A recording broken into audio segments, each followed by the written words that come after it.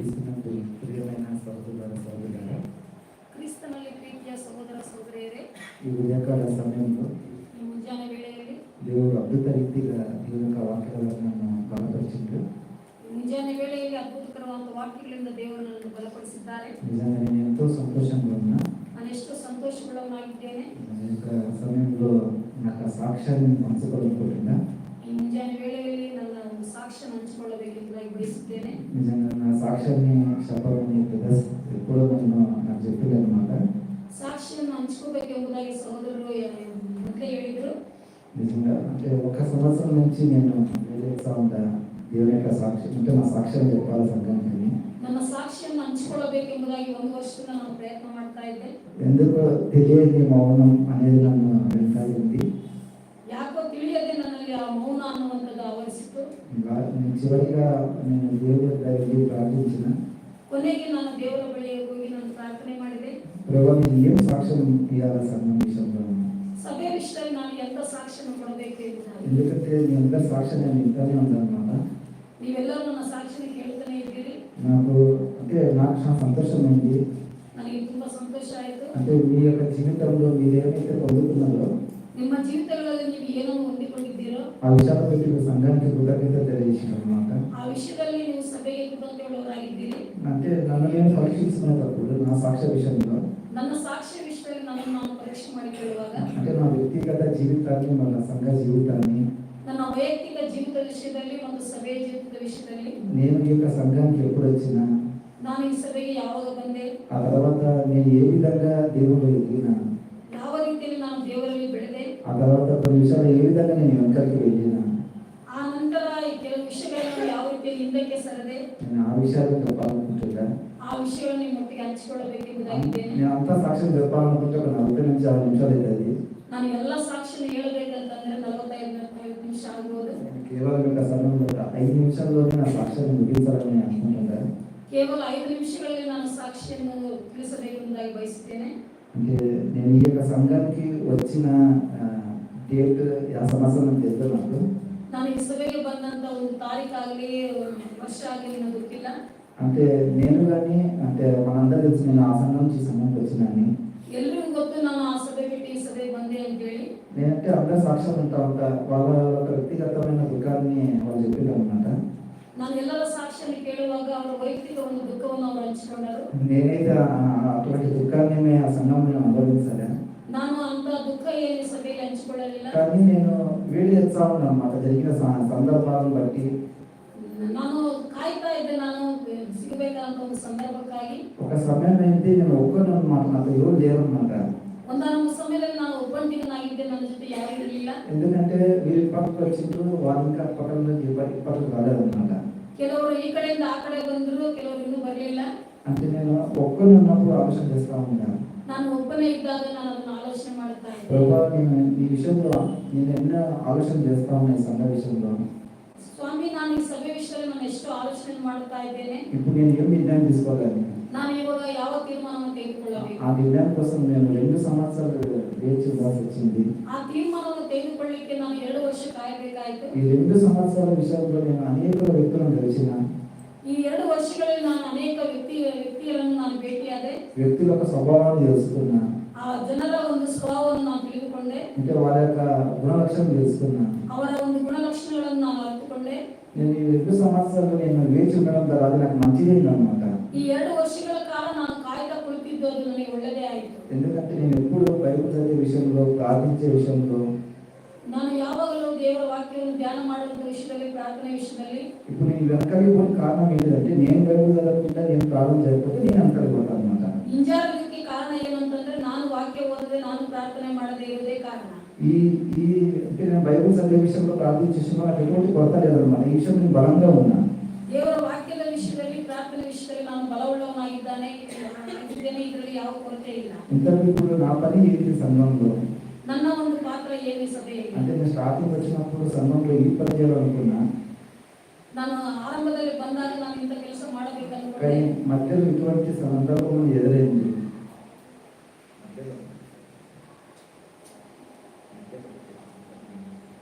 ಮಧ್ಯದಲ್ಲಿ ఇంత ಒಂದು సన్నివేశం ఎదురాಯಿತು. నేను కానీ ఒక కొరత ఉన్నది, దుఃఖం ఉన్నది నాలో కానీ. ఆ కొరత ಇದೆ ಅಂತ ನನ್ನಲ್ಲಿ ಸಹ ಸ್ವಲ್ಪ ದುಃಖ ಇತ್ತು. ఆ దుఃఖంతో నేను ఒక 2 సంవత్సరాల నుంచి కలిసిపోయి ఉంటాను. ಆ 2 ವರ್ಷಗಳಲ್ಲಿ ನಾನು ಆ ದುಃಖದಿಂದ ನಾನು ಹಿಂಜಾರಿ ಹೋದೆ. అంటే నేను ఒకటే, ఎందుకంటే నేను దుఃఖపడి కొన్ని నిర్ణయాలు తీసుకున్నాను నా జీవితంలో. ನನ್ನ ಜೀವಿತದಲ್ಲಿ ನಾನು ಆತುರಪಟ್ಟು ಕೆಲವು ನಿರ್ಣಯಗಳನ್ನು ತೆಗೆದುಕೊಂಡೆ. దాన్ని నేను దాని ద్వారా నాకు నష్టమే వచ్చిందనమాట. ಅದರಿಂದ ನನಗೆ ನಷ್ಟ ಆಯ್ತು ಹೊರತು. అందుకని నేను ఈ విషయంలో, సంఘ విషయంలో కొంచెం వేచి ఉండాలని నేను నిర్ణయం తీసుకున్నాను అనమాట. ఈ సంఘానికి రానికి, ಈ ಸಭೆಗೆ ಬರಲಿಕ್ಕೆ ನಾನು ಕಾಯ್ದು ಕುಳಿತುಕೊಳ್ಳಬೇಕೆಂಬುದಾಗಿ ತೀರ್ಮಾನ ತೆಗೆದುಕೊಂಡೆ. నేను దాన్ని చాలా ప్రయత్నం చేస్తా ఉండా, అంటే ఆ సంఘం నుంచి బయటికి రావాలని. ನಾನು ಬಹಳಷ್ಟು ಪ್ರಯತ್ನಗಳನ್ನು ಮಾಡುತ್ತಾ ಇದ್ದೆ ಆ ಸಭೆಯಿಂದ ಹೊರಗೆ అంటే ಬರಬೇಕೆಂಬುದಾಗಿ. అనేకులు నాకంటే ముందర సంఘం నుంచి వచ్చేసిండ్రు అనమాట. ನನಗಿಂತ ಮುಂಚೆ ಅನೇಕರು ಆ ಸಭೆಯನ್ನು ಬಿಟ್ಟು ಬಂದರು. కానీ నేను సంఘం వదిలిపెడతానప్పుడు ఆ సంఘ పెద్దలు ఎవరు నన్ను పంపించడానికి ఇష్టం లేదన్నమాట. ನಾನು ಆ ಸಭೆಯನ್ನು ಬಿಟ್ಟು ಬರಲಿಕ್ಕೆ ಯಾರು ಕೂಡ ಇಷ್ಟಪಡಲಿಲ್ಲ ಹಿರಿಯರು. ఎందుకంటే వాళ్ళతో నాకు అంటే మంచి బాండేజ్ అనేది, ప్రేమ అనేది వాళ్ళ తెలియదన్నమాట. ಅವರ ಮಧ್ಯದಲ್ಲಿ ನನಗೂ ಅವರು ಒಳ್ಳೆಯ ಸಂಬಂಧ ಇತ್ತು. నువ్వు పోతుంటావు, దానికి రీజన్ చెప్పిపోతే బాగుంటుంది, అంటే నవ్వుకుంటా ఎట్లా పోతావు అని. ನೀನು ನಗ್ತಾ ನಗ್ತಾ ಹೇಗೆ ಹೋಗ್ತೀಯ, ಒಂದು ಕಾರಣ ಹೇಳಿ ಹೋಗು ಎಂಬುದಾಗಿ ಹೇಳ್ತಾ ಇದ್ದ. నేను ఆ సంఘంలో నా ఒక పెద్దతో నేను కలిసి నాకు ఆత్మీయమైన దాన్ని చెప్పిన అనమాట. ನಾನು ಒಬ್ಬ ಹಿರಿಯನ ಸಹೋದರನೊಟ್ಟಿಗೆ ಭೇಟಿಯಾಗಿ ನನ್ನ ಆತ್ಮಿಕ ಒಂದು ಕೊರತೆಯನ್ನು, ದಾಹವನ್ನು ಕುರಿತು ಹೇಳಿದೆ ಅವರಿಗೆ. ఆ రోజు కానీ నాకు చాలా భయం ఉన్నది. ఒకటి వాళ్ళు ఏమనుకుంటారా అని ఒక బాధ ఉన్నది. ನನಗೆ ಆ ದಿನ ಸಹಿತ ಸ್ವಲ್ಪ ಭಯ ಇತ್ತು, ಅವ್ರು ಏನು ತಿಳಿದುಕೊಳ್ಳುತ್ತಾರೋ ಏನೋ ಒಂದು ದುಃಖ ಸಹಿತ ಇತ್ತು. దీనికోసం నేను 6 నెలలు అనేది వ్యర్థం చేసుకున్నాను అనమాట. ಈ ರೀತಿಯಲ್ಲಿ ನಾನು 6 ತಿಂಗಳ ಸಮಯವನ್ನು ಹಾಳು ಮಾಡಿಕೊಂಡೆ. కానీ ఒక రోజు వచ్చింది, రాత్రి 12 అనమాట. నేను అక్క సంఘ పెద్ద ఇంటికి పోయి, ಆ ಒಂದು ರಾತ್ರಿ 12 ಗಂಟೆ ಆಯಿತು ಆ ಹಿರಿಯನ ಮನೆಗೆ ಹೋಗ್ಲಿಕ್ಕೆ. నిజంగా ఆయనతో మాట్లాడి, ಆತನೊಟ್ಟಿಗೆ ನಾನು ಮಾತನಾಡಿ, నా కారు నా సంఘం చాలా వసతికి ఇచ్చి, ನನ್ನ ಕೈಯಲ್ಲಿದ್ದಂತ ಎಲ್ಲ ಜವಾಬ್ದಾರಿಯ ಚಾವಿಗಳನ್ನೆಲ್ಲ ಅವರಿಗೆ ಕೊಟ್ಟು, నిజంగా చెప్పాలంటే జగన్కి చెప్పాలంటే పెద్దలు నన్ను నిర్దేశం పంపాలని. ಸಹೋದರನಿಗೆ ಹೇಳಿದೆ, ನನ್ನ ಆಶೀರ್ವಾದ ಮಾಡಿ ಇಲ್ಲಿಂದ ಕಳಿಸಬೇಕು ಎಂಬುದಾಗಿ ಕೇಳಿಕೊಂಡೆ. కానీ ఆ ఎదురుకి నా విషయంలో చాలా దుఃఖమైంది అనమాట. ನನ್ನ ವಿಷಯದಲ್ಲಿ ಆ ಹಿರಿಯರಿಗೆ ಬಹಳಷ್ಟು ದುಃಖ ಆಯಿತು. మాకు అందరూ కూడా అంత బాధ కలగలేదు. నువ్వు పోతా ఉంటే నాకు చాలా బాధ అవుతుంది. ಎಲ್ಲರೂ ಹೋಗ್ತಾ ಇದ್ರು, ನನಗೆ ದುಃಖ ಆಗಲಿಲ್ಲ. ನೀನು ಹೋಗ್ತಾರೆ, ನನಗೆ ತುಂಬಾ ದುಃಖ ಆಗ್ತಾ ಇದೆ. ఆయన నువ్వు అంటే ఒక దేవుని యొక్క పరిచర్య సేవ కోసం పోతాను, నాకు సంతోషం అనేది తర్వాత నాకు నిర్దేశం అనమాట. ನೀನು ದೇವರ ಕೆಲಸಕ್ಕಾಗಿ, ದೇವರ ಸೇವೆಗೆ ಹೋಗ್ತಾ ಇದೆಯಾ ಎಂಬುದಾಗಿ ನಂತರ ಅವರು ನನ್ನನ್ನು ಆಶೀರ್ವಾದ ಮಾಡಿದರು. నిజంగా చెప్పాలంటే ఈ సంఘానికి రావాలని నా ఆలోచన అసలు లేనే లేదు. ಈ ಸಭೆಗೆ ಬರಬೇಕೆಂಬಂತ ಆಲೋಚನೆ ನನಗೆ ಸ್ವಲ್ಪವೂ ಇರಲಿಲ್ಲ. ఎందుకంటే నేను మంత్రులలో దేవస్థాన పరిచయం చేస్తా ఉన్నా. ನಾನು ಮಂಡಲ ಸ್ಥಳದಲ್ಲಿ ಬೇರೆ ರೀತಿಯಲ್ಲಿ ನಾನು ಸೇವೆ ಮಾಡ್ತಾ ಇದ್ದೆ. నాకు వీరితో కొంచెం పరిచయం ఉండదు. ಬೇರೆ ಜನರು ನನಗೆ ಪರಿಚಯ ಇದ್ರು. నేను వాళ్ళతో పోయి సేవ చేయాలనుకున్నాను అన్నమాట. ನಾನು ಅವ್ರ ಜೊತೆ ಹೋಗಿ ನಾನು ಸೇವೆ ಮಾಡಬೇಕೆಂಬುದಾಗಿ ನೆನೆಸಿದ್ದೆ. నిజంగా ఆ సమయంలో నేను నిజంగా దుర్గపద్ధతి థ్యాంక్స్ చెప్పనుకున్నాను. ಆ ಸಮಯದಲ್ಲಿ ನಾನು ದುರ್ಗಪುರದಲ್ಲಿ ನಾನು ಅಂತ ಹೇಳಬೇಕಂತ అంటే ನೆನೆಸಿದ್ದೇನೆ. ఏదో ఒక విషయంలో నాకు ఫోన్ చేసి ఒకరోజు మాట్లాడుతూ ఉన్నాడు. ನನ್ನೊಟ್ಟಿಗೆ ಕರೆ ಮಾಡಿ ಕೆಲವು ವಿಷಯಗಳು ನನ್ನೊಟ್ಟಿಗೆ ಮಾತನಾಡ್ತಾ ಇದ್ರು. అప్పుడు చెప్తున్నాను, ఆడికి ఎందుకన్నా ఇది మన సంఘం ఉంది కదా అని. ಅಲ್ಲಿಗೆ ಇಲ್ಲಿಗೆ ಯಾಕೆ ನಾವು ಹೋಗೋದು, ನಮ್ಮ ಸಭೆನೇ ಇದೆಯಲ್ಲ ಎಂಬುದಾಗಿ. ఇక్కడ నీ విషయంలో అలా ఏం లేదు, నువ్వు వచ్చే ఆత్మీయ నిరోధిస్తాను. ಇಲ್ಲಿ ಬಂದ್ರೆ ನೀನು ಬಹಳ ಆತ್ಮಿಕವಾಗಿ ಬೆಳೆಯುತ್ತೀಯ ಎಂಬುದಾಗಿ ಹೇಳಿದ. నిజంగా సిస్టర్స్ ఆ రోజు నిజంగా దుర్గపద్ధతి చాలా సపోర్ట్ చేసింది. ಆ ದಿನ ನನಗೆ ಸಹೋದರ ದುರ್ಗಪ್ಪ ಅವರು ಬಹಳಷ್ಟು ಸಹಾಯ ಮಾಡಿದ್ರು. అప్పుడు దుర్గపద్ధతి నాకు అడిగిన ఆ కాల్కి నాకు ఫోన్ చేసి చెప్పకముందే ಆ ದಿನ ಅದನ್ನು ಕರೆ ಮಾಡಿ ನನಗೆ ಹೇಳದೆ ಹೋಗಿದ್ದಾರೆ. సంఘం నుంచి దేశానికి పోతున్నాను అన్నమాట. ಸಭೆ ಬಿಡುತ್ತಿದ್ದೆ, ನಾನು ಬೇರೆ ಕಡೆಗೆ ಹೋಗ್ತಾ ఈ ಇದ್ದೆ. విషయంలో నేను చాలా దేవునికి చిత్తం ఈ విధంగా ఉందనుకున్నాను. ದೇವರ ಒಂದು ಚಿತ್ತ ಈ ರೀತಿಯಲ್ಲಿದೆ ಎಂಬುದಾಗಿ ನಾನು ನೆನೆಸಿದ್ದೀನಿ. నేను ఈ సంఘంకి వచ్చిన తర్వాత ನಾನು ಈ ಸಭೆಗೆ ಬಂದ ನಂತರ ఇక్కడ ఉన్న ఎల్డర్స్ అందరూ నన్ను చాలా ప్రోత్సహించిన తర్వాత ಇಲ್ಲಿ ಇರುವಂತ ಹಿರಿಯರೆಲ್ಲ ನನ್ನ ಬಹಳ ಪ್ರೋತ್ಸಾಹ నేను ಮಾಡಿದ್ದಾರೆ. అనుకున్నా ఆడున్న ప్రేమ నాకు దొరుకుతుందో లేదో అనుకున్నా. ಅಲ್ಲಿ ಇದ್ದಾಗ ನನಗೆ ಸಿಗುತ್ತೋ ಇಲ್ಲೋ ಅಂತ ನಾನು ನೆನೆಸ್ತಾ ಇದ್ದೆ. అంతకంటే ఎక్కువే అందుకున్నా. ಅದಕ್ಕಿಂತ ಹೆಚ್ಚು ನಾನು ಇಲ್ಲಿ ಬೆಳೆಸಿಕೊಂಡೆ. కానీ ఏంటంటే నేనే ఒక 2 సంవత్సరాలు నా వ్యక్తిగత జీవితంలో వెనకలికి పోయాను అనమాట. ನಾನೇ ನನ್ನ ಒಂದು ನೆವದಿಂದ ನಾನು 2 ವರ್ಷಗಳ ಕಾಲ ಹಿಂದೆ ಹೋದೆ. ఆ తర్వాత సంఘంలో అనేక మందిని ఆదరించిండ్రు, ಆ ನಂತರ ಸಭೆಯವರು ಅನೇಕರು ನನ್ನ ಆದರಣೆ ಪಡಿಸಿದರು, అనేకులను ప్రోత్సహించిండ్రు. ಅನೇಕರು ನನ್ನನ್ನು ಪ್ರೋತ್ಸಾಹಪಡಿಸಿದರು. అంటే నా స్థితి ఏ విధంగా అయిపోయిందంటే, ನನ್ನ ಒಂದು ಪರಿಸ್ಥಿತಿ ಯಾವ ರೀತಿಯಲ್ಲಿ ಆಯ್ತೆಂದರೆ, నాకు వాక్యం షేరింగ్ ఇచ్చినప్పుడల్లా ವಾಕ್ಯ ಹಂಚಿಕೋ ಎಂಬುದಾಗಿ ಹೇಳುವಾಗೆಲ್ಲ నేను వాక్యం చెప్పాలనుకున్నా. ವಾಕ್ಯವನ್ನು ನಾನು ಹಂಚಿಕೊಳ್ಳುವುದಿಲ್ಲ ಎಂಬುದಾಗಿ ಹೇಳ್ತಿದ್ದೆ. అంటే ఎప్పుడు నా నోటి నుంచి అటువంటి మాటలే రాలేదన్నమాట. ಯಾವಾಗಲೂ ಅಂತ ಒಂದು ಮಾತೇನ ನನ್ನ ಬಾಯಿಂದ ಹೊರಡಲಿಲ್ಲ. అంటే వేరే వేరే వ్యక్తులను కలిసి వేరే వేరే సలహాలు తీసుకోవడం ద్వారా ಬೇರೆ ಬೇರೆ ವ್ಯಕ್ತಿಗಳನ್ನು ಭೇಟಿಯಾಗಿ ಅವರಿಂದ ಕೆಲವು ಸಲಹೆಗಳನ್ನು ನಾವು ತೆಗೆದುಕೊಂಡ ನಂತರ నేను సంఘం విషయంలో నిర్లక్ష్యతనం చేశాను అన్నమాట. ಸಭೆಯಲ್ಲಿ ಕೆಲವು ಅಲಕ್ಷ್ಯತನವನ್ನು ನಾನು ನೋಡಿದೆ. అది నా నా హృదయంలో చాలా నన్ను తొందర పెడతా ఉన్నది. ನನ್ನ ಹೃದಯದಲ್ಲಿ ಅದು ಬಹಳಷ್ಟು ಕಾಟ ಕೊಡ್ತಾ ಇತ್ತು. అంటే ఇంత సంఘం గురించి నీకు ఇంత వాక్యం తెలుసు, ನಿನ್ನ ಸಭೆ ಬಗ್ಗೆ ಗೊತ್ತು, ನಿನಗೆ ಇಷ್ಟು ವಾಕ್ಯ ಸಹಿತ ಗೊತ್ತು. అంటే నేనే నన్ను పరీక్ష చేసుకుంటా ఉన్నా. ನನ್ನನ್ನು ನಾನೇ ಪರೀಕ್ಷೆ ಮಾಡಿಕೊಳ್ಳುತ್ತಾ ఇది ಇದ್ದೆ. అంటే నేనెంత మోసపోయినాను. ನಾನು ಹೇಗೆ ಮೋಸ ಹೋದೆ? నిజంగా నేను బైబిల్ చదివేటప్పుడు ನಾನು ಸತ್ಯವೇದವನ್ನು ಧ್ಯಾನ ಮಾಡುವಾಗ తిరిగి నేను బైబిల్ చదవడానికి నాకు ఇంట్రెస్ట్ రావట్లేదు అనమాట. ಮತ್ತೆ ದೇವರ ವಾಕ್ಯವನ್ನು ಓದಲು ಸಹಿತ ನನಗೆ ಆಸಕ್ತಿ ಬರ್ತಾ ಇದೆ. వాక్యం చెప్పాలంటే ఆ ధ్యానంగానే ఆ నుంచి వేసిన అన్నమాట మెడిటేషన్ కానీ. ಆ ವಾಕ್ಯ ಓದುವಾಗ ಧ್ಯಾನದಲ್ಲೇ ನನಗೆ ಹೊರಟು ಹೋಗ್ತಾ ಇತ್ತು. నిజంగా అటువంటి సందర్భంలో ಅಂತ ಒಂದು ಸನ್ನಿವೇಶದಲ್ಲಿ సంఘంలో ఉన్న బ్రదర్స్ అందరూ నన్ను మళ్ళా ఎంకరేజ్ చేసిండ్రు, ಮತ್ತೆ సహోదరులెಲ್ಲರೂ ನನ್ನನ್ನು ಪ್ರೋತ್ಸಾಹಪಡಿಸಿದರು. ప్రోత్సహించిండ్రు. ಪ್ರೋತ್ಸಾಹಪಡಿಸಿದರು. నువ్వు ముందుకు రావాలా, ನೀವು ಮುಂದೆ ಬರಬೇಕು, దేవుడు ఎదగాలని. ದೇವರಲ್ಲಿ ಬೆಳೆಯಬೇಕು. ఆ తర్వాత 2 years అయిన తర్వాత బ్రదర్స్ సిస్టర్స్ ಆ 2 ವರ್ಷಗಳ ನಂತರ ಸಹೋದರರೇ నేను దేవుడి కాడ పోయి ప్రార్థించిన అన్నమాట. ನಾನು ದೇವರ ಹತ್ರ ಹೋಗಿ ನಾನು ಪ್ರಾರ್ಥನೆ ಮಾಡಿದೆ. అంటే ఇంగ్లీష్ లో ఒక మాట ఉందన్నమాట, ಇಂಗ್ಲಿಷ್ ಅಲ್ಲಿ ಒಂದು ಮಾತಿದೆ, every Christian second touch is need అని.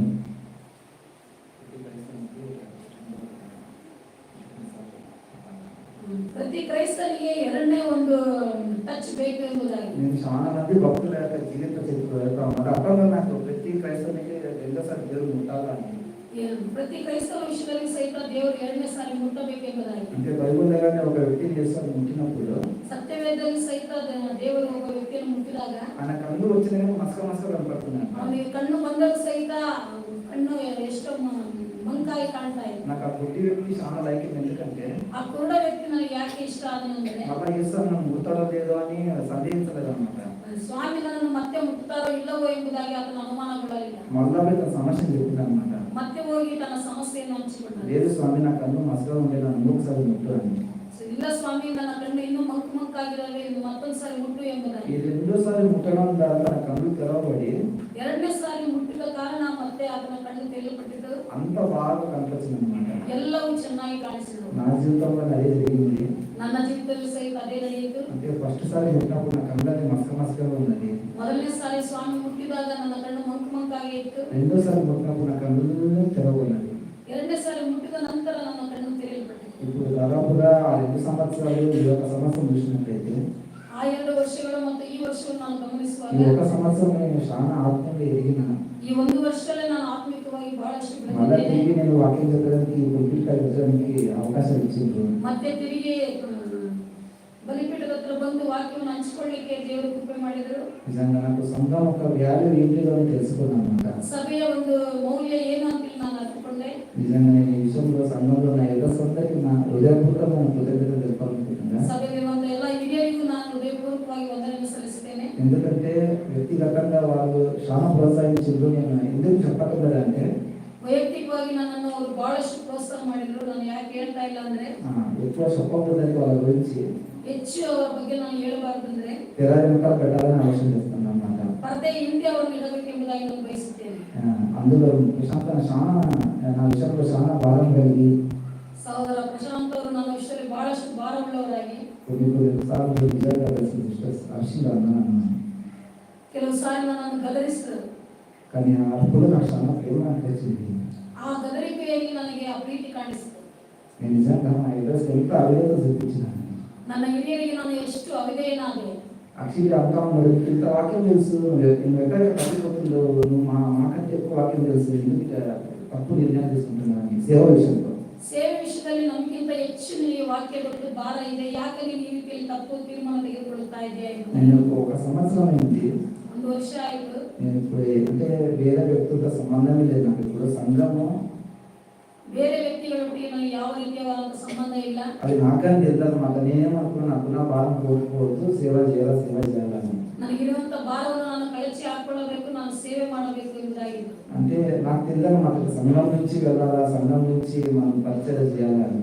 ನನಗೆ ಗೊತ್ತಿಲ್ಲ ಸಭೆಯಿಂದಲೇ ಹೋಗಿ ಸೇವೆ ಮಾಡಬೇಕು ಎಂಬುದಾಗಿ. అనేక మంది చెప్పిండ్రు కానీ వాళ్ళు నాకు రెఫరెన్స్ చూపించి శాతగాలే, వాళ్ళు నాతో మాట్లాడి శాతగాలే. ಅನೇಕರು ನನಗೆ ಹೇಳಿದರು, ಅವರಿಗೆ ಯಾವ ರೀತಿಯ ಸತ್ಯವೇದದಲ್ಲಿ ಒಂದು ರೆಫರೆನ್ಸ್ ತೋರಿಸ್ಲಿಕ್ಕಾಗಿಲ್ಲ, ವಾಕ್ಯಗಳನ್ನು ತೋರಿಸ್ಲಿಕ್ಕಾಗಿಲ್ಲ. నేరుగా రిఫరెన్స్ అడిగినా మరి యారు చెప్పాలి ఆ విధంగా. ಆ ರೀತಿಯಲ್ಲಿ ಎಲ್ಲಿದೆ ಅಂತೇಳಿ ತೋರಿಸ್ರಿ ಎಂಬುದಾಗಿ ನಾನು ಸಹ ಕೇಳಿದೆ. ఆ తర్వాత నాకే ఇచ్చిన రిఫరెన్స్ ಆ ಒಂದು ವಚನ ನನಗೆ ಸಿಕ್ಕಿತು. అపోస్తల కార్యంలో అంటే పౌలు బర్నబాను పంపించేటప్పుడు ಅಪೊಸ್ತಲರ ಕೃತ್ಯಗಳನ್ನು ನಾವು ನೋಡಬಹುದು. ಪೌಲನು ಬರ್ನಬನನ್ನು ಕಳಿಸುವಾಗ అంటే వాళ్ళు సువార్త పరిచర్యకు వెళ్ళారన్నమాట. ಅವರು ಸುವಾರ್ತೆ ಸಾರಲಿಕ್ಕೆ ಹೋಗಬೇಕು. అంటే అక్కడ ఏం రాయబడినదంటే ಅಲ್ಲಿ ಏನು ಬರೆಯಲ್ಪಟ್ಟಿದೆ ಅಂದರೆ వాళ్ళు సంఘం ద్వారా పంపబడ్డారని. ಅವರು ಸಭೆಯ ಮುಖಾಂತರವಾಗಿ ಕಳಿಸಲ್ಪಟ್ಟರು. అప్పుడు అర్థం చేసుకునే ఏంటంటే ಅಲ್ಲಿ ಆವಾಗ ನಾನು ಅರ್ಥ ಮಾಡಿಕೊಂಡದ್ದು ಏನಂದ್ರೆ ఈ సంఘంలో ఉన్న పెద్దలు నన్ను ఈ సంఘం నుంచి ಯಾರಿಗైతే పోయి సువార్త సేవ చేయమంటారో ಈ ಸಭೆಯಿಂದ ಹಿರಿಯರು ನನ್ನನ್ನು ಎಲ್ಲಿಗೆ ಹೋಗಿ ಸುವಾರ್ತೆ ಸೇವೆಯನ್ನು ಮಾಡು ಎಂಬುದಾಗಿ ಹೇಳುತ್ತಾರೋ ఆ విధంగా చేస్తేనే అది నాకు విధేయత అన్నమాట. ಆ ರೀತಿಯಲ್ಲಿ ನಾನು ಮಾಡುವುದಾದರೆ ಅದು ಒಂದು ವಿಧೇಯತೆ.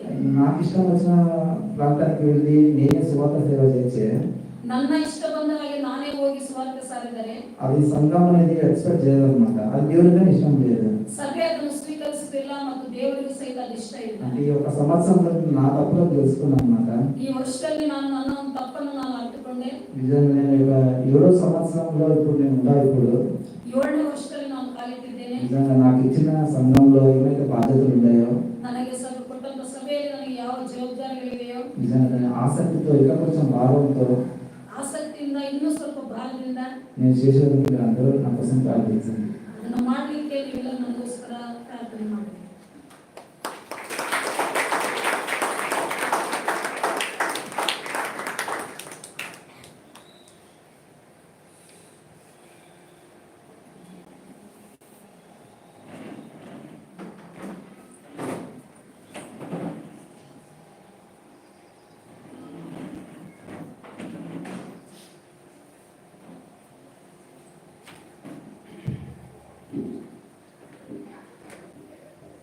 ಸಮಯಕ್ಕಾಗಿ ಸಮಯ ಕೊಟ್ಟಂತ ದೇವರ ಸಭೆ ನಾಯಕರಿಗೆ ನಾನು ಒಂದೇ ತಿಳಿಸ್ತೀನಿ.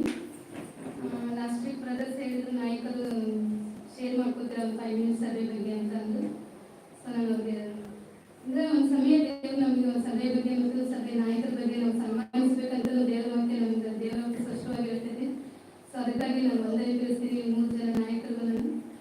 ಸೊ ನನ್ನ ಸಾಕ್ಷಿ ನಾನು ಹೇಳ್ಬೇಕಂತಂದರೆ ಹಳೆ ಸಭೆಯಲ್ಲಿರುವಾಗ ನಾವು ಏನು ನಡೀತು ಅಂತಂದು ನಮ್ಗೆ ಕ್ಲಿಯರ್ ಆಗಿ ನಮ್ಗೆ ಗೊತ್ತಿರಲಿಲ್ಲ ಆ ಸಮಯದಲ್ಲಿ ನನಗೆ.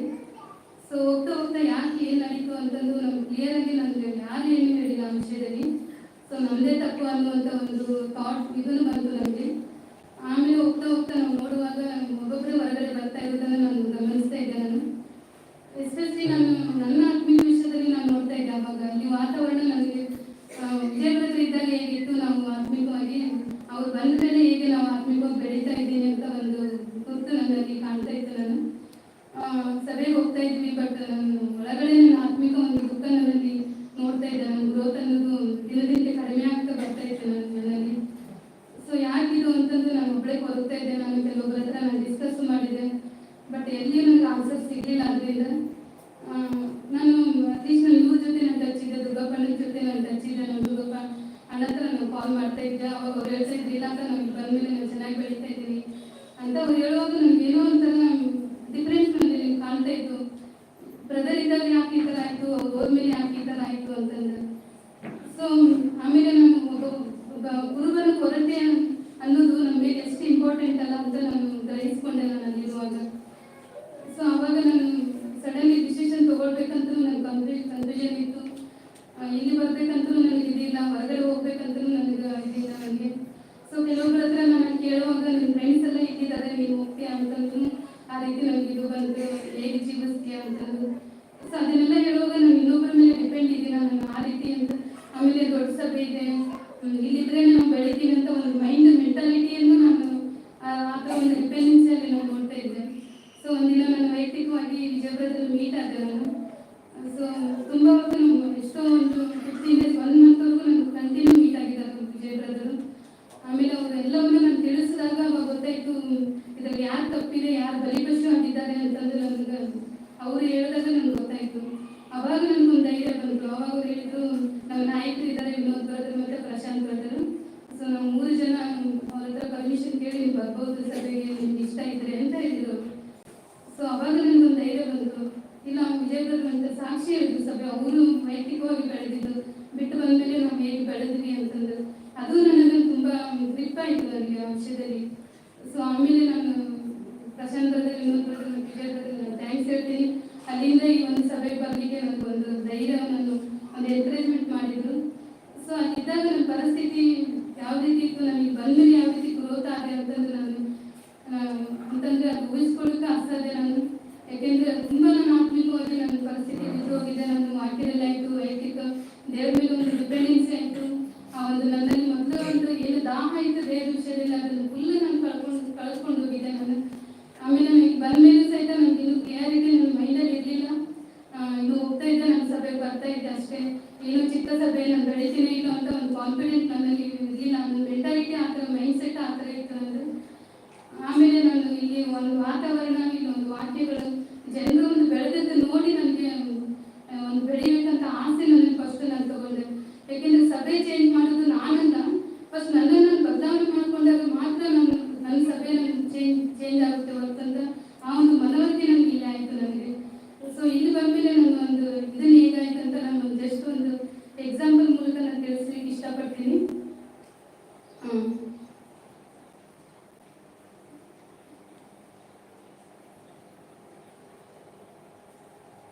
ಇದು ಚೈನೀಸ್ ಬಾಂಬೋಟ್ 3 ಅಂತಂದ್ರೆ ಇದು ಒಂದು ದೊಡ್ಡ ಸ್ಟೋರಿ ಇದೆ ಆ್ಯಕ್ಚುಲಿ ಸ್ಪಿರಿಚುವಲ್ ವಿಷಯದಲ್ಲಿ. ಸೊ ಈ ಟ್ರೀ ಹೇಗೆ ಬೆಳಿತೈತಿ ಅಂತಂದ್ರೆ, ಒಂದು ಸೀಡ್, ಒಂದು ಭೂಮಿಯಲ್ಲಿ ಒಂದು ಬೀಜ ಹಾಕಿ ಈ ಒಂದು ಬ್ಯಾಂಬೂ ಟ್ರೀ ಒಂದು ಬೆಳಿಬೇಕು ಅಂತಂದ್ರೆ ಅಪ್ ಟು 5 years ತಗೊಳುತ್ತೆ. ಒಂದ್ಸಲ ಈ ಬೀಜ ಹಾಕಿ 1 week ಆಗ್ಬೋದು, 1 month, 6 months, 1 year, 2 year, 3 year, 4 year, up to 5 years ವರೆಗೂ ಆ ಬೀಜ ಹೊರಗಡೆ ಒಂದು ಎಲೆ ಸಹಿತ ನಾವು ಕಾಣಲ್ಲ ಆ ಬೀಜ ಹಾಕಿದ ಮೇಲೆ. ಬಟ್ ಆ ಬೀಜ ಗ್ರೋತ್ ಆಗಬೇಕು ಅಂತಂದ್ರೆ ಅದಕ್ಕೆ ಏನ್ ಬೇಕೋ, ಒಬ್ಬ ಫಾರ್ಮರ್ ಅದಕ್ಕೊಂದು ನೀರು, ಅದಕ್ಕೆ ಸನ್ಲೈಟ್, ಅದಕ್ಕೊಂದು ಗೊಬ್ಬರ, ಆ ಒಂದು ಶ್ರಮ, ಅದಕ್ಕೆಲ್ಲ ಅದು ಕಂಟಿನ್ಯೂ ಮಾಡ್ತಾ ಬಂದ್ರೆ ಅಪ್ ಟು 5 years ಆತನ ಒಂದು ಹೋಗು, ಆತನ ಒಂದು ಏನು ಬಿಟ್ಟು ಕೊಡ್ಲಾರ್ದೆ ಅದು ಮಾಡ್ತಾ ಬಂದಾಗಲೇ 5 years ಆದ್ಮೇಲೆ ಗ್ರೋತ್ ನೋಡ್ಬೇಕು. ಅಪ್ ಟು 5 years ಕಂಪ್ಲೀಟ್ ಆದ್ಮೇಲೆ ವಿತಿನ್ 2 to 3 weeks ಅಲ್ಲಿ ಆ ಒಂದು ಗ್ರೋತ್ ಅನ್ನು ನಾವು ನೋಡ್ತೀವಿ. ಅದನ್ನೇ ಅದು ಚೈನೀಸ್ ಬಾಂಬೋ ಟ್ರೀ ಅಂತಂದ್ರೆ ಅದು ಅಪ್ ಟು 100 feet ಗ್ರೋತ್ ಆಗುತ್ತೆ. ಒಂದ್ಸಲ 5 years ಅದು ಗ್ರೋತ್ ಆದ್ಮೇಲೆ ಮತ್ತೆ ಅದು ಕಡಿಲಿಕ್ಕೂ ಬರಲ್ಲ, ಅದಕ್ಕೆ ನಾವೇನು ಗೊಬ್ಬರ ಹಾಕೋ ಅವಶ್ಯಕತೆ ಇಲ್ಲ, ಅದನ್ನೇನು ಇದನ್ನಿಲ್ಲ. ಆ ಒಂದು 100 feet ಬೆಳೆದಷ್ಟು ಬೆಳೆದ ಒಂದು ಗಿಡ ಅದರ ಒಂದು ಯೂಸಸ್ ತುಂಬಾ ಬೆನಿಫಿಟ್ ಇದೆ. ಸೊ ಆ 5 years ಆ ಒಂದು ಫಾರ್ಮರ್ ಏನಾಗ್ತಾ ಇದ್ದಾನಲ್ಲ, ಒಂದು ಆ ಬೀಜ ಬೆಳಿಲಿಕ್ಕೆ ಒಂದು ಪ್ರಯಾಸ ಇರ್ಬೋದು, ಒಂದು ಗೊಬ್ಬರ ಇರ್ಬೋದು, ಒಂದು ವಾಟರ್ ಇರ್ಬೋದು, ಆ ಸನ್ಲೈಟ್, ತನ್ನ ಒಂದು ಹೋಪ್, ತನ್ನ ನಂಬಿಕೆ ಬಿಟ್ಟು ಕೊಡಲಾರ್ದೆ ಅದನ್ನು ಬೆಳೆಸಿದ ಮೇಲೆ ಅದರ ಪ್ರತಿಫಲ ಅಷ್ಟು ನೋಡ್ಲಿಕ್ಕೆ ಚಾನ್ಸ್ ಆಗ್ತೈತಿ. ಸೊ ಆ ರೀತಿ ನನ್ನ ಜೀವಿತದಲ್ಲಿ ಇಲ್ಲಿ ಬಂದ ಮೇಲೆ ನನಗೆ ಆ ಒಂದು ಬೀಜ ಹಾಕಿದ್ರು ನನ್ನ ವೈಯಕ್ತಿಕವಾಗಿ, ಆಮೇಲೆ ನಾಯಕರು, ಸೊ ಆಮೇಲೆ ಕೆಲವೊಬ್ಬರು ನೀರು ಹಾಕಿದ್ರು ನನಗೆ, ಕೆಲವೊಬ್ರು ಗೊಬ್ಬರ ಹಾಕಿದ್ರು. ಇಡೀ ಸಭೆಯಲ್ಲಿ ನನಗೆ ಒಂದು ಗಿಡದಂತೆ ಒಂದು ಸ್ಟ್ರಾಂಗ್ ಆಗಿ ಆತ್ಮಿಕ ಜೀವಿತದಲ್ಲಿ ನಾನು ಬೆಳಿಬೇಕಂತಂದ್ರೆ ನನಗೆ ಸಪೋರ್ಟ್ ಮಾಡಿದ್ರು ಇಲ್ಲಿ ಬಂದಮೇಲೆ. ಸೊ ನಾನು ಅನ್ಕೊಂಡಿಲ್ಲ ನನ್ನ ಆತ್ಮಿಕ ಜೀವಿತದಲ್ಲಿ ನಾನು ವೈಯಕ್ತಿಕವಾಗಿ ಇಷ್ಟು ಬೆಳಿತೀನಿ ಅಂತ. ನಾನು ಅವಾಗ ನಾನು ಕಂಪೇರ್ ಮಾಡ್ಕೊಳ್ಳೋದು ಇವಾಗ ನಾನು ನೋಡ್ತಾ ಇದ್ದೀನಿ. ನನ್ನ ಒಂದು ಹೊರಗಡೆಗಿನ ನನ್ನ ಇಂಟರ್ನಲ್ ಸ್ಪಿರಿಟ್ ನಾನು ನೋಡ್ತಾ ಇದ್ದೀನಿ. ಎಷ್ಟೋ ನನ್ನಲ್ಲಿ ಒಂದು ಕಾಂಪಿಟೇಷನ್ ಸ್ಪಿರಿಟ್ ನಾನು ಕಾಣ್ತಾ ಇಲ್ಲ, ಒಂದು ಜಡ್ಮೆಂಟ್ ಸ್ಪಿರಿಟ್ ನನ್ನಲ್ಲಿಲ್ಲ, ಒಂದು ನ್ಯಾಯ ವಿಷಯದಲ್ಲಿ ಇರ್ಬೋದು, ಒಂದು ಪಾಪದ ವಿಷಯದಲ್ಲಿ ಇರ್ಬೋದು. ಸೊ ಅದು ನಾನು ಎಷ್ಟೋ ನನ್ನ ಸಂಗತಿಗಳಲ್ಲಿ ಒಂದು ಸಭೆಯಲ್ಲಿ ನಾನು ಕಲಿಯಲಿಕ್ಕೆ ಚಾನ್ಸ್ ಆಯಿತು. ಸೊ ಈ ಒಂದು ಸಭೆಯಲ್ಲಿ ನನಗಾಗಿ ತುಂಬಾ ಪ್ರಯಾಸ ಪಟ್ಟಿದ್ದಾರೆ. Especially Vijay brother, Prashanth brother, Vinod brother back support ಆಗಿ ನನಗೆ ಎನ್ಕರೇಜ್ ಮಾಡಿದ್ದಾರೆ. ಇಲ್ಲಿ ಲೈಕ್ ಒಂದು ಪೇರೆಂಟ್ಸ್ ಅಂತ ಹೇಳ್ಬೋದು ನನ್ನ ವಿಷಯದಲ್ಲಿ. ಆ ರೀತಿ ನನಗೆ ಸಪೋರ್ಟ್ ಮಾಡಿ ನನ್ನ ಕೆಲವು ಟೈಮ್ ನನಗೆ ಗದರಿಸಿದ್ದಾರೆ. ಸೊ ಅದಕ್ಕೂ ನಾನು ತುಂಬಾ ಆ ಸಮಯದಲ್ಲಿ ಗೊತ್ತಾಗಲಿಲ್ಲ ಅವ್ರು ಗದರಿಸಲಿಕ್ಕೆ. ನಾನು ತುಂಬಾ ಸಲ ಹೋಗಿ ಗುಣಗುಟ್ಟಿದ್ದೀನಿ. ಆದರೆ ಇವಾಗ ನನಗೆ ಗೊತ್ತಾಗ್ತಾ ಇದೆ ಅವ್ರ ಒಂದು ಗದರುವಿಕೆ ನನ್ನನ್ನು ಯಾವ ಮಟ್ಟಕ್ಕೆ ತೆಗೆದುಕೊಂಡು ಹೋಗಿ ಬರ್ತಾ ಇದೆ ಅಂತಂದು. ಅದೇ ಸೊ ನಾನು ವಿಜಯ್ ಬ್ರದರ್, ಪ್ರಶಾಂತ್ ಬ್ರದರ್ಗೆ ಮತ್ತು ವಿನೋದ್ ಬ್ರದರ್ಗೆ ನಾನು ತುಂಬಾ ಥ್ಯಾಂಕ್ಸ್ ಹೇಳ್ತೀನಿ. ಅಲ್ಲಿಂದ ಇಲ್ಲಿವರೆಗೂ ನನ್ನ ವಿಷಯದಲ್ಲಿ ಒಂದು ಡಾಟರ್ ಅಂತೆ ನನ್ನನ್ನು ಟ್ರೀಟ್ ಮಾಡಿ ನನ್ನಲ್ಲಿ ಮಟ್ಟಕ್ಕೆ ನನ್ನನ್ನು ಬಳಸ್ತಾ ಇದ್ದಾರೆ ಅಂತಂದ್ರೆ ಅವ್ರಿಗೆ ನಾನು ಯಾವಾಗಲೂ ನನ್ನ ಹೃದಯದಲ್ಲಿ ಕೃತಜ್ಞತೆ ಉಳ್ಳವನಾಗಿರ್ತೀನಿ. ಅದೇ ರೀತಿ ಎಲ್ಲ ಬ್ರದರ್ಸ್ಗೂ ನಾನು ತುಂಬಾ ಥ್ಯಾಂಕ್ಸ್ ಹೇಳ್ತೀನಿ. ಬ್ರದರ್ಸ್ ಸಹಿತ ನನಗೆ ಕೆಲವೊಂದು ಬ್ರದರ್ಸ್ ನನಗೆ ತುಂಬಾ ಕಾಲ್ ಮಾಡಿ ಇವಾಗಲೂ ಸಹಿತ ನನಗೆ ಎನ್ಕರೇಜ್ ಮಾಡ್ತಾ ಇರ್ತಾರೆ. ಸೊ ಅದನ್ನು ಸಹಿತ ನನಗೆ ರೀಸೆಂಟ್ಲಿ ನಾನು ತುಂಬಾ ವಿಷಯದಲ್ಲಿ ನಾನು ಬಿದ್ದೋಗಿದೆ. ಬಟ್ ಇವಾಗಲೂ ಸಹಿತ ಬ್ರದರ್ಸ್ ನನಗೆ ತುಂಬಾ ಎನ್ಕರೇಜ್ ಮಾಡಿದಂತೆ ಪ್ರತಿಯೊಂದು ಬ್ರದರ್ಸ್ಗೂ ನಾನು ಅವ್ರು ಹಾಕಿದಂಥ ಬೀಜ ನೀರಿಗಾಗಿ ನಾನು ತುಂಬಾ ಥ್ಯಾಂಕ್ಸ್ ಹೇಳ್ತೀನಿ. ಅದೇ ರೀತಿ ಎಲ್ಲ ಸಿಸ್ಟರ್ಸ್ಗೂ ಸಹಿತ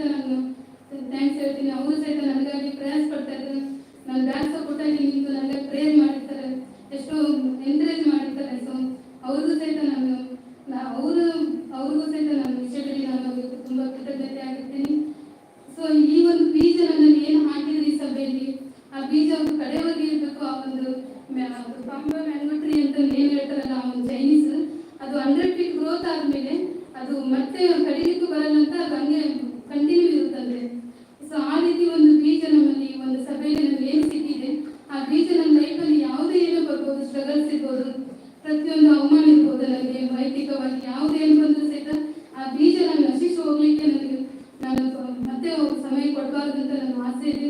ಅದೇ ರೀತಿ ವೈಯಕ್ತಿಕ